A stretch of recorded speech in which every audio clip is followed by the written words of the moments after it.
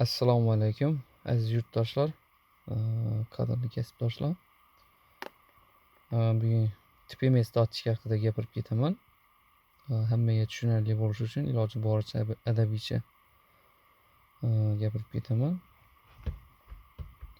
Qo'limda turgan Launch kompaniyasining TPMS datchiki bo'ladi, ya'ni balonning ichida turadigan davleniyasini bilib mashinaga o'zi jo'natadi, mashinaga signal yuboradi. O'zi Xitoy narsa deganda g'irt chidami yo'q narsalar xayolimizga keladi birinchi. Lekin bu narsa unaqa emas. Puliga yarasha 180-200 ming o'rtalig'i chiqadi bu bitta datchikni o'zi. Lekin shunga arziydi. Ichida mana bunaqa pasporti chiqadi, qog'ozi, qutisi, yana bitta kaliti ham chiqadi.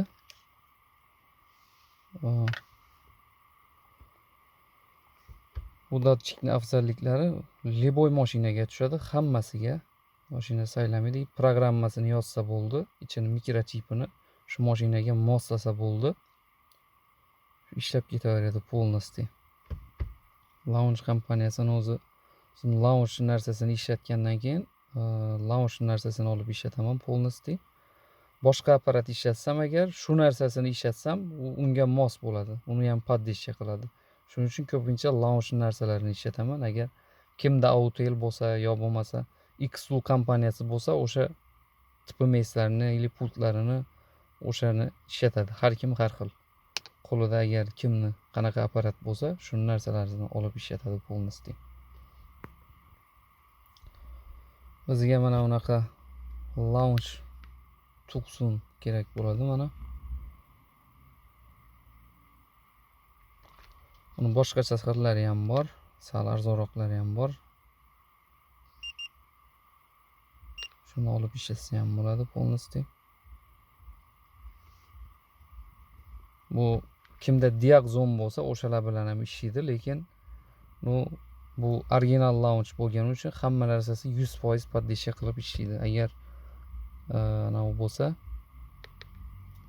boshqa bir klon apparatlar bo'lsa, lekin bir yarim narsalari полностью ishlamasligi mumkin. Buni programma yozish jarayonini bitta ko'rsatamiz hozir.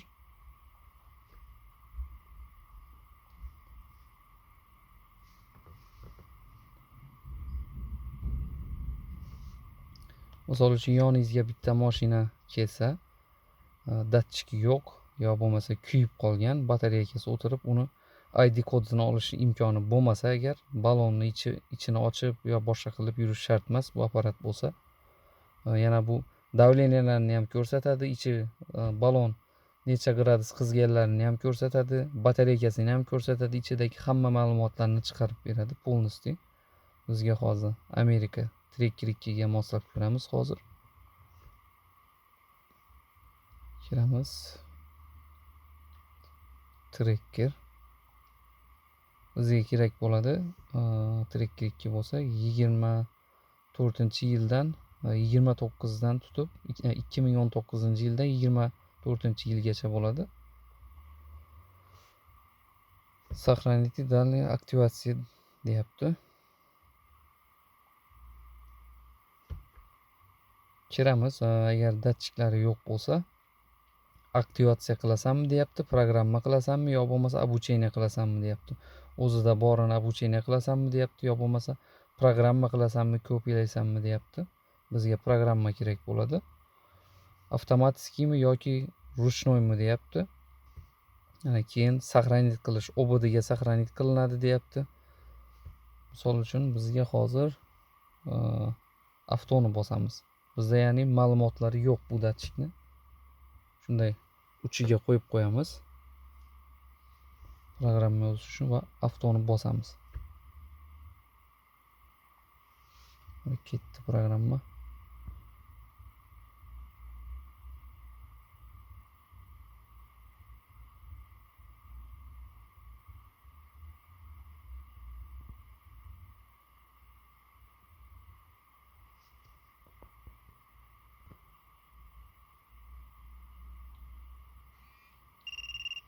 Programma yozib tugatdi. Ana ko'rib turganlaringizdek 32 gradus issiqlik deyapti. 2 qilpa 0,2 deyapti bu, ya'ni batareykasi normal deyapti. Hozir bu просто ballonning ichida turmagani uchun давление chiqarmayapti. Ballonning ichiga kirgandan keyin полный давлениеlardan chiqarib boshqa qiladi. Keyin buni mashinaga saqlanib qilish uchun kopiya obodiga bosamiz, keyin mashinani o'sha miyasiga saqlaydi. Lekin adashtirmanglar. Ballonni o'sha davleniyasini pasaytirish boshqa, SPS dan qilamiz-ku hamisha, u boshqa, bu ya'ni o'qitish boshqa. Bu hozir SPS dan o'qitish uchun SPS ni o'zi poddeshya qiladi, launch u taraflarni poddeshya qilmaydi. 1,5 mashinadan o'zida bo'lsa agar shuni poddeshya qiladi полностью. Boshqa mashinalarga yozish uchun ham xuddi shunaqa bo'ladi. Misol uchun ularga qaysi marka kerak bo'ladi? Misol Audi полный 315 ga yozib ko'ramiz hozir полностью.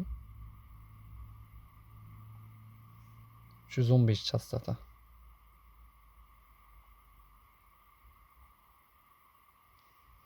Uchiga qo'yamiz yana.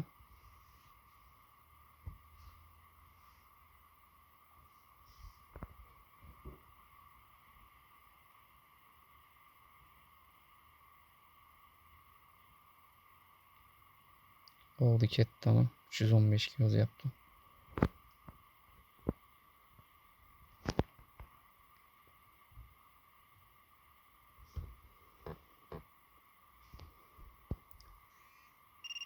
Bo'ldi, yozib tugatdi.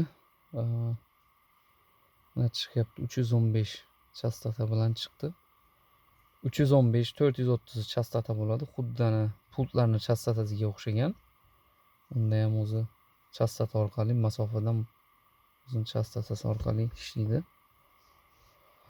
Xullas shunaqa, kimga kerak bo'lsa agar olib internetdan bemalol zakaz qilib, yo bo'lmasa avtomasterda ham bor sotuvda, olib ishlatsa bo'ladi bemalol.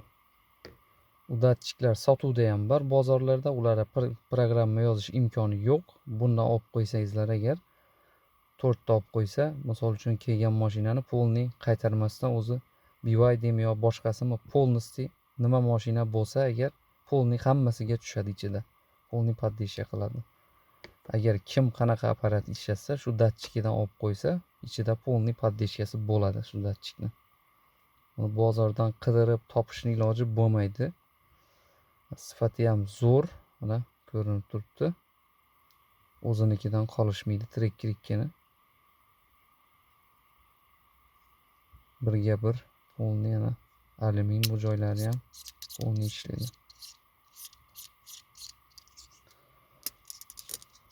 Launchga keladigan bo'lsak, ko'p odam so'raydi, yana nima ishlarni qilsa bo'ladi deb so'rab qolishadi bir-bir. Uning ichida funksiyalari ko'p. Ichida sxemalarni ko'rsa bo'ladi, boshqa mashinalarni полностью. Ichida mana Xitoylar hozir internetga yopiq turibdi.